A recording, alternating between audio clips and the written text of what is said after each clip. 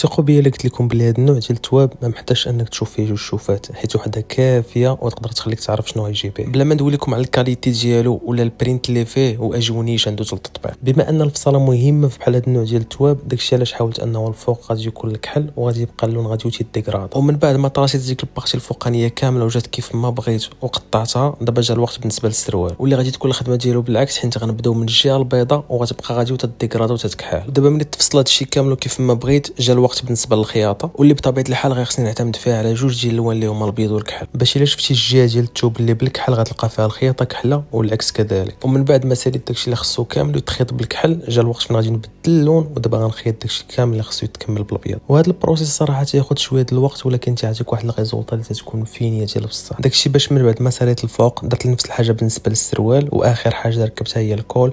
ودابا اجي نوريكم هذا الشيء كيفاش غادي يطلع.